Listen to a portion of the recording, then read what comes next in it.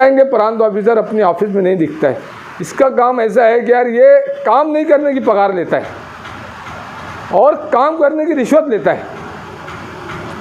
काम नहीं करने की पगार लेता है, काम करने की रिश्वत लेता है।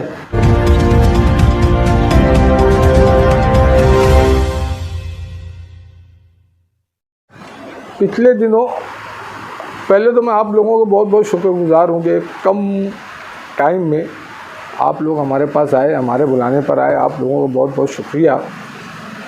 आज के इस आप लोगों को याद करने के लिए विषय ये है कि 12 नवंबर के बाद नामूस रिसालत के सिलसिले में जो मालेगांव शहर में एहतजाज हुआ और पुलिस ने हमारे लीडरान के ऊपर जो एहतजाज करते थे उनके ऊपर जो कलम नहीं लगता थी वो सब कलम लगाया और वो कलम लगाकर उन लोगों को जेल में बंद कर दिया। आज भी बहुत सारी बड़ी तादाद जेल में बंद है और उनको ज़मानत के लिए तगदो जारी है। इसी सिलसिले में हम जहाँ 100 सालों से नमाज़ पढ़ रहे हैं, ईदगाह पर एक जॉगिंग ट्रैक बनाया गया है, उसके लिए हम एहतजाज कर रहे थे। तो पुलिस ये चाहती है या शासन प्रशासन ये चाहता है कि हम इस शहर में कोई एहतजाज करने वाला ना रहे और उनको दबाने का काम किया जा रहा है। इसलिए हम जॉगिंग ट्रैक के ऊपर जब हमने तहरीक चलाई तो मालेगांव शहर के प्रांत ऑफिसर ने हमको कोई नोटिस नहीं दिया, कोई बात नहीं की और उनको उड़ाकर हमको डायरेक्ट ऑर्डर कर दिया कि तुम मालेगांव शहर या मालेगांव तालुके में नहीं रहेंगे। जबकि हमको भी लगा कि यार ये ऑर्डर ये गैर कानूनी है, इलीगल है। हमने हाई कोर्ट में पिटीशन दाखिल की। पिटीशन के ऊपर बहस हुई। जो प्रांत ऑफिसर का जो वकील था उसने एक सुप्रीम कोर्ट की एक रूलिंग लाई और गुजरात हाई कोर्ट की कि परवीन तोगड़िया जो एक फ़िरकापरस्त आदमी है, वो कहीं गुजरात के किसी शहर में गया तो पुलिस ने उसको 144(2) की नोटिस दी और 44(2) की नोटिस देने के बाद उसको शहर में जाने नहीं दिया। परवीन तोगड़िया साहब का ये बोलना था कि अगर मैं शहर में जाता और मेरे तकरीर करने से या मेरे कोई बात करने से अगर शहर का वातावरण ख़राब होता तो मेरे ऊपर कर सकते थे। ये मुद्दा लेकर वो गुजरात हाईकोर्ट गया, मगर गुजरात हाईकोर्ट ने ये बात माना कि नहीं, जो SDM ने प्रांत ने जो तुमको नहीं आने दिया वो बराबर किया। तो उसके खिलाफ सुप्रीम कोर्ट गया। सुप्रीम कोर्ट ने भी परवीन तोगड़िया साहब की बात माना कि यार तुम नहीं अंदर जा सकते, जो प्रशासन ने शासन ने जो तुमको किया बराबर है। मगर अपना वकील जो है उसने भी एक रूलिंग लाई और रूलिंग लाने के बाद ये बोला कि नहीं, एक रूलिंग ऐसी है कि तुम जो बाहर है वो अंदर नहीं आ सकता, ये तुम कर सकते, मगर जो अंदर है उसको बाहर नहीं सकते, इसका इख्तियार प्रांत ऑफिसर को नहीं है।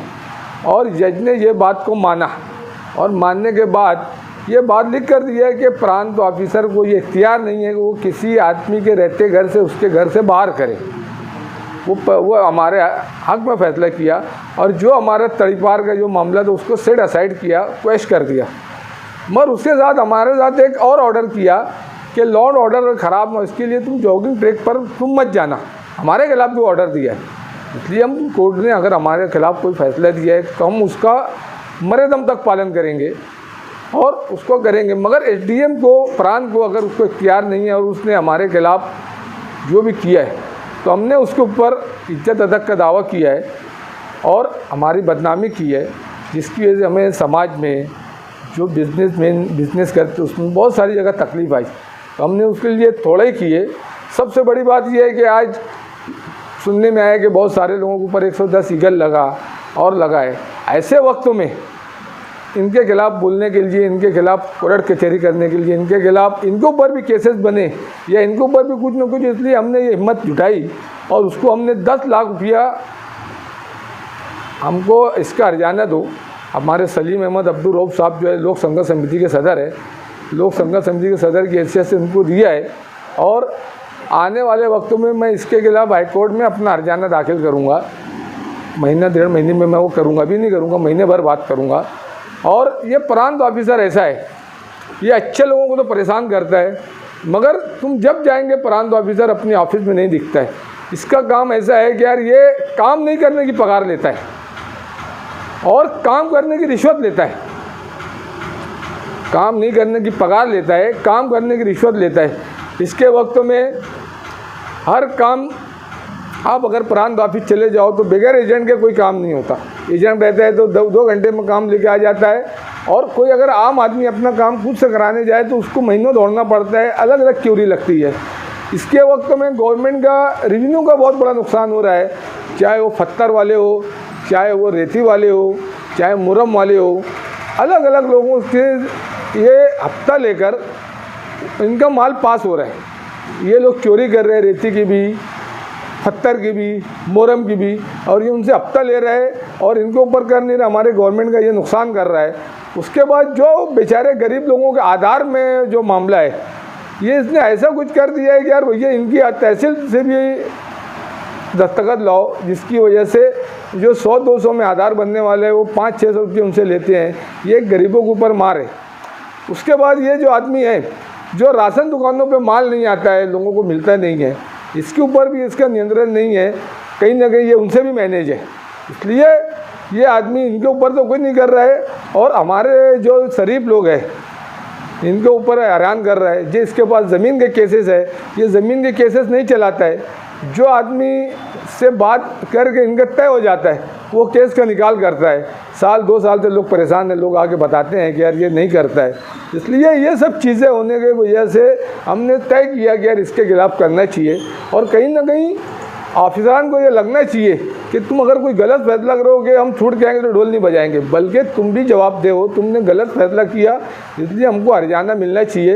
ये करने के बाद हमने 4 से उसको नोटिस दिया है, और मालेगांव की जो कोर्ट है, सिविल कोर्ट में भी और क्रिमिनल कोर्ट में भी हम इसके ऊपर केस करेंगे, और केस करके से इससे हर्जाना लेंगे। ये सलीम भाई तो यहाँ पर गए हैं मुकामी कोर्ट में, मगर मैं हाई कोर्ट जाऊँगा, और हाई कोर्ट में जाने के बाद मैं इसने जो मेरी बदनामी की है, जो मेरे को ज़हनी टेंशन दी है, मैं इसके खिलाफ भी हाई कोर्ट से इससे हर्जाना वसूल करूँगा, और इसको जो कोर्ट पनिशमेंट दे इसकी पूरी कोशिश करूँगा। दिन में बिला शर्त तुम हमसे माफ़ी मांगो।